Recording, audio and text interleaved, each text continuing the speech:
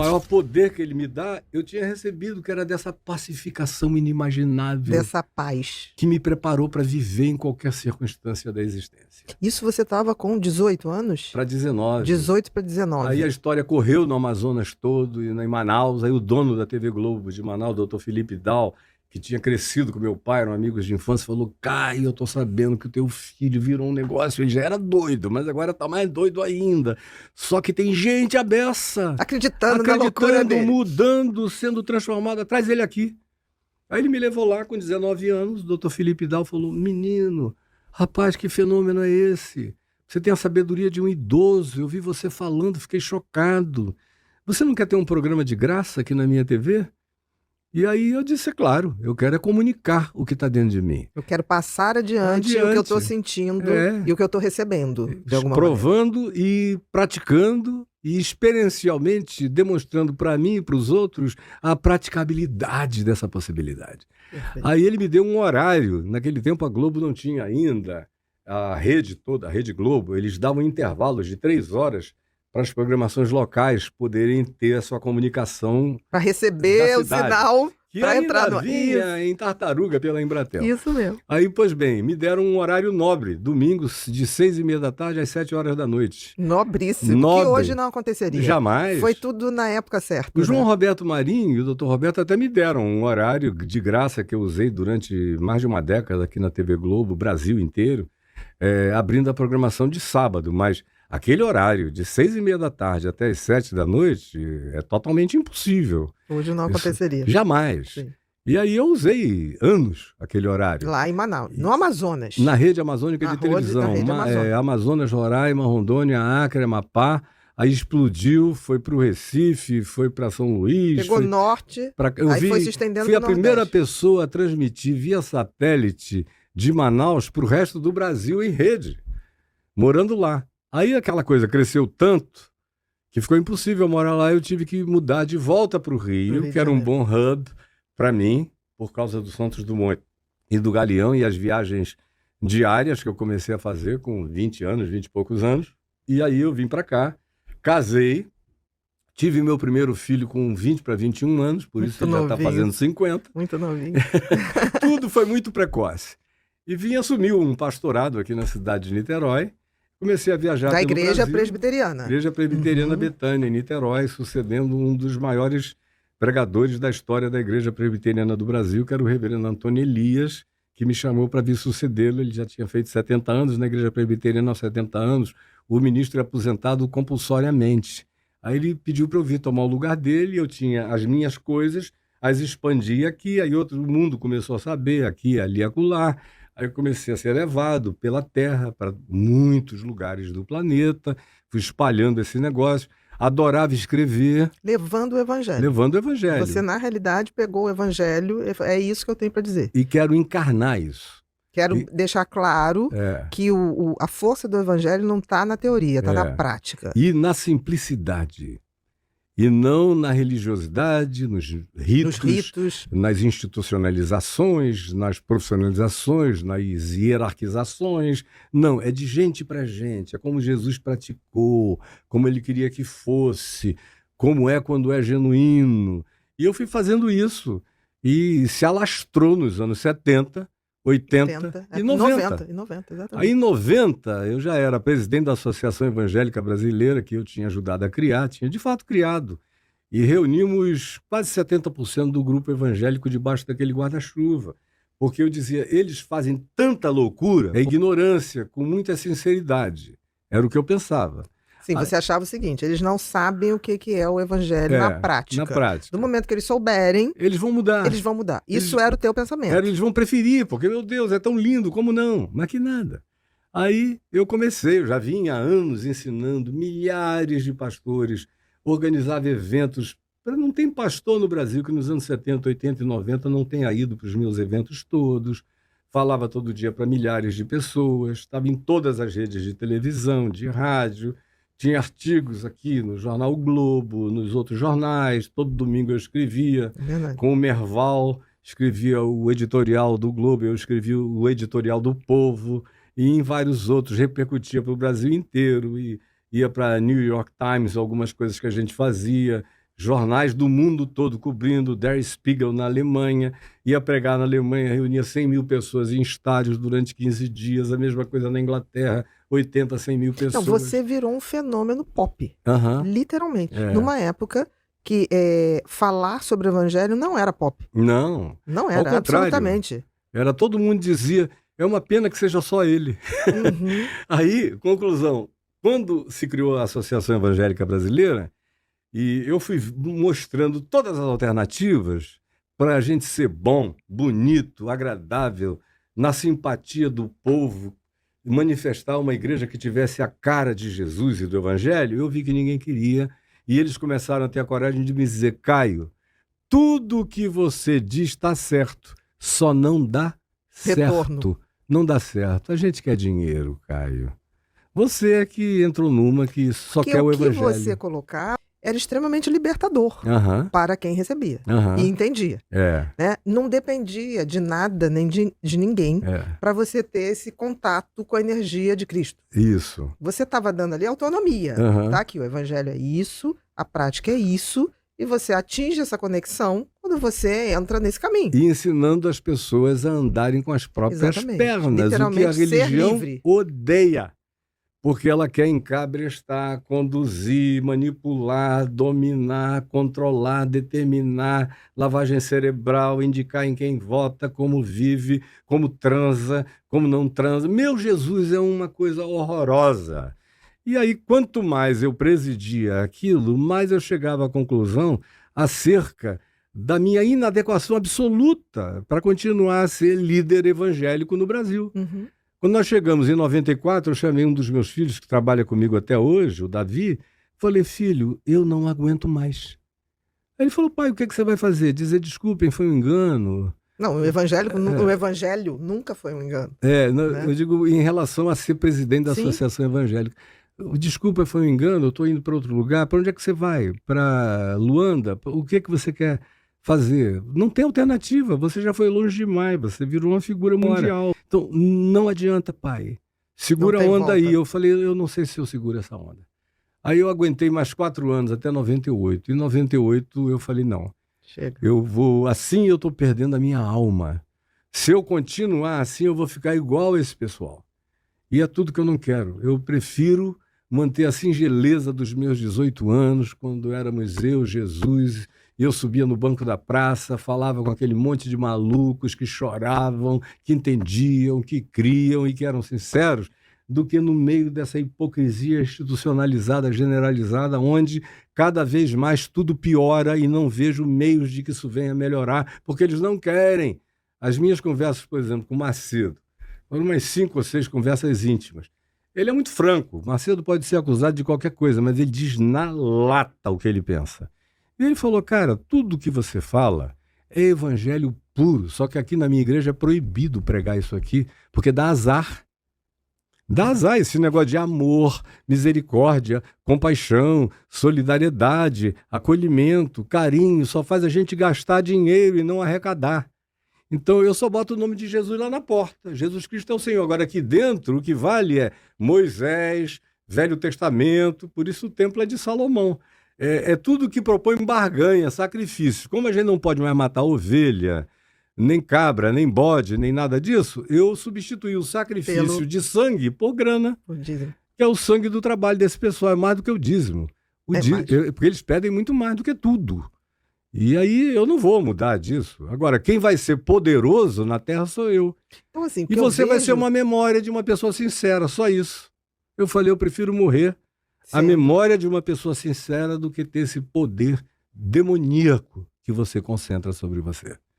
E aí eu me tornei, do dia para a noite, de unanimidade nacional, quando eu me divorciei da instituição. 1998. Foi 98. Ali, né? Foi agosto de 98. Quando eu me desliguei de todas as instituições que eu presidi, às quais eu estava ligado ou vinculado, e fiz isso no mesmo dia para todo mundo, e disse, não contem mais comigo, não me incluam mais nessa, me incluam fora dessa. Eu continuo servindo a Jesus, mas eu não quero mais andar esse caminho aqui. E a minha igreja é feita de gente que vocês não reconhecem. É como a igreja de Santo Agostinho. aquela que ele disse que Deus tinha muitos que a igreja nunca conheceu e a igreja tinha muitos que Deus nunca enxergou. Então, eu estou com esse povo que a igreja não enxerga. É para eles que eu vou viver, é para isso que eu vou me dedicar. Quem quiser me odiar, me odeia. Eu sabia que eu seria odiado até a morte. Eles só não me apedrejariam porque a Constituição me dava garantias e proteções. Do contrário, se fosse em tempos passados, eu teria ido para a fogueira, queimado como bruxo, qualquer coisa da natureza, preso para sempre, enfim. Mas aí eu fui embora livre e sofri muitos 4 primeiros anos a perseguição deles, mas não sofri em mim.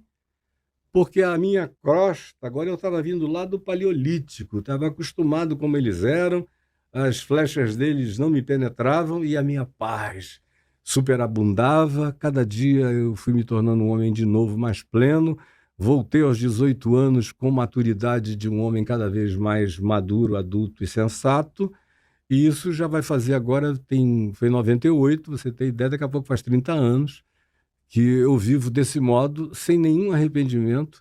Vejo milhões de pessoas de fora, ateus, agnósticos, gente de todos os grupos, são candomblecistas, umbandistas, budistas, agnósticos, até crentes, evangélicos, sim, católicos, gente aos milhares, aos milhões que dizem é isso aí, a gente está contigo, não desiste, vamos em frente, e eu vou até o último dia da minha vida. Cheguei aos 70 anos, com uma alegria enorme, Ana Beatriz, de estar aqui. Isso. Alegre, eu sou um homem feliz. Tem uma coisa, assim, eu acho que a grande massa ainda não sabe diferenciar o Antigo Testamento do Novo Testamento. As pessoas ainda não fizeram essa transição. Não. Eu costumo dizer que, para mim, assim, leigamente falando, tá, Caio? O Velho Testamento, eu acho que, entre aspas, Deus deixou o povo lá falar o que quisesse. Quando chegou uma hora, ele falou assim, vocês estão fazendo tudo tão errado, me interpretando tão errado, eu nunca pedi para matar filho, eu nunca pedi para sacrificar ovelhas, eu nunca pedi nada disso. Ele falou, eu vou dar um tempinho, eu vou fazer o seguinte, eu vou mandar meu filho para ser muito simples e a partir dali faça o que ele disser, o que ele fizer. E ponto. O interessante é que o próprio Velho Testamento diz exatamente isso que você está dizendo. Jura? Não, absolutamente. O Velho Testamento diz... Vocês estão achando que eu quero um templo? Os céus dos céus, o cosmos dos cosmos não me podem conter. E vocês querem que eu habite uma casa feita por vocês? Jamais. Tem um texto em Malaquias, tanto quanto em Isaías, Jeremias, todos os outros textos do Velho Testamento, que dizem o seguinte, quem me dera houvesse alguém que fechasse as portas desse templo, aonde vocês praticam cultos de maldade no ajuntamento solene. Quem pediu a vocês que matassem esses animais? Porventura não criei eu todas as alimárias do campo, tudo aquilo que vive, e nelas me regozijo, e nelas tenho o meu prazer. Ou seja, o que você encontra no Velho Testamento é apenas alguma coisa que coloca parâmetros rudimentares ao extremo e primitivos para um povo que estava vindo como um grupo, uma tribo completamente sem referência de coisa nenhuma, fazendo qualquer negócio. Então, o próprio Moisés, que deu as leis que são vigentes no judaísmo até hoje, ele diz, está lá escrito, em Deuteronômio, eu estou dando algo, mas vem alguém depois de mim que vai ensinar vocês o que vocês devem praticar e obedecer. Moisés falando. Não sabia isso. Davi e os outros profetas de Israel, todos diziam isso. Isso aqui é passageiro. Isso aqui é temporário. O que vem será definitivo. Então, o Antigo Evangelho já anunciava a vinda de Cristo. Totalmente. O tempo todo. O tempo todo, e com detalhamentos absolutamente chocantes. Não dá para você ler aquilo ali e não se identificar com o Cristo que viria. 1000 anos depois, 2000 anos depois, aquilo já estava detalhado lá. É que não serve, sabe por quê? Jesus chegou e disse, mais bem-aventurado é dar do que receber. Isso já muda toda a lógica religiosa desde sempre. E todas as religiões do mundo têm um cacique e tem um pajé. Tem um sacerdote e tem uma realeza. Esses dois não se separam nunca. São uma arquetipia que o próprio Apocalipse designa como definitiva. Se vocês sempre vão ter o falso profeta, que é o da religião, e a besta que emerge do mar, que é o sistema político que quer engolfar tudo, engolir tudo, E o sistema político vai dar poder ao sistema religioso, e o sistema religioso vai fazer validações ao sistema político, como a gente acabou de ver no Brasil e está vendo no mundo inteiro acontecer, né? As recidivas dessa coisa horrorosa. Dessa combinação. Que parece que não tem fim, né? E não terá. Mas isso que você está falando eu acho muito interessante. Eu sempre tive uma ideia, Caio, que assim, a salvação é individual. Quando alguém fala para mim assim, porque vai vir um movimento que vai libertar todos, eu nunca acreditei nisso, assim, intuitivamente. Faz muito bem. Eu acho que a alienação é coletiva. Você quer se alienar? Vai para o estágio de futebol. O que Jesus disse, vai com a massa que você está na manada. Mas essa conexão com o divino... é tua.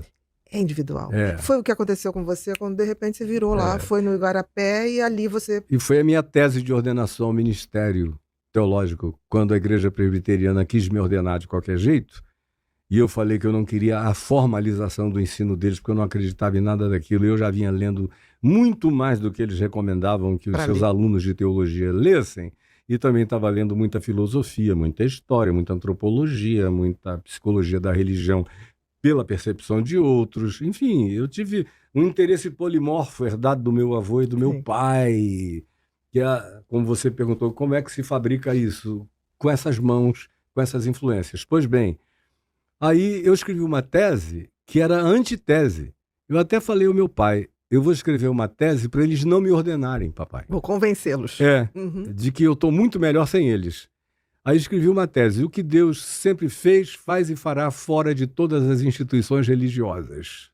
A liberdade de Deus para se revelar a quem quiser, onde quiser, independentemente da informação religiosa ter chegado, independentemente de missionários ou enviados terem ido, independente de qualquer outra coisa, por razões até lógicas. Se a graça e a salvação de Deus dependesse de eu ter a boa vontade de atravessar mares e ter ainda a capacidade de convencer culturas milenares a abandonarem todos os seus mundos e construções antropologicamente enraizadas até as últimas fibras das células deles, para que o cara se tornasse um cristão e então fosse salvo, quem era o grande salvador era o cara que tivesse essa informação e esse poder e essa prerrogativa de transformar essas mentes num passe de mágica, o que é absolutamente louco. Além do que, Jesus veio ao mundo há 2000 anos, mas Cristo é eterno. Jesus é a manifestação do Cristo eterno. Se chegar com a genuinidade do ensino dele, para a facilitação dessa pedagogia, que para muitos parece tão abstrata, etérea e difícil, há 2000 anos. Mas ele nunca esteve ausente de toda a realidade humana. Você lê um texto, por exemplo, em Malaquias, no capítulo 1, Velho Testamento. No capítulo 1, versos 12 e 13, eu creio, ele diz lá o seguinte, porque o meu nome, Deus falando pelo profeta Malaquias, o meu nome é cultuado em todas as etnias da terra. Isso há 2.500 anos atrás. Em todas as etnias da terra o meu nome é conhecido e as pessoas me adoram e louvam o meu nome. Só que o nome não era Yahvé, El, Adonai, nada. O nome de Deus é Eu Sou. O nome de Deus é o que brota dentro do coração. É o que todo mundo sabe. Num certo sentido, não tem gente que não saiba. É a religião que atrapalha esse saber intrínseco e inato, com o qual praticamente todo mundo nasce. São raros e, na maioria das vezes, tem algum tipo de deformidade neural ou dificuldade de natureza psicopatológica muito grave para o cara fazer um bloqueio daquilo ali. E olha lá, e olhe lá. Você está falando do bloqueio. Eu sempre tive essa sensação, quando eu escrevi Mentes Perigosas, que fosse...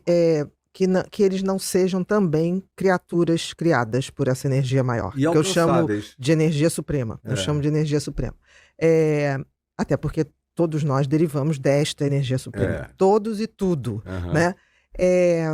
Mas eu acho que, de alguma maneira, é como se fosse um rádio que distancia tanto da fonte, né, que fica incapaz de manter a comunicação. De captar, exatamente. Perde a frequência. Alguma coisa aconteceu no aparelho, né, agora, que não conecta. O que o pessoal não crê é que esse aparelho defeituoso, todavia, tem um eu profundo que está para além de todo o aparato defeituoso, externo, psicossocial, psicológico, comportamental e tudo mais, que é uma essência impenetrável por mim, por você, por qualquer um outro, mas que esse em quem todos são, sabe quem cada um é e conhece todos os impedimentos, todas as dificuldades, todos os entupimentos, todos os bloqueios.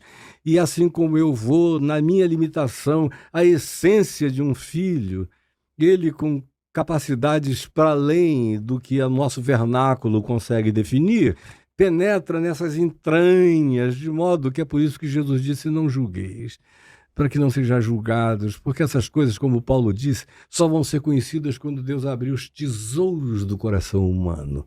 Aí a gente vai levar sustos extraordinários,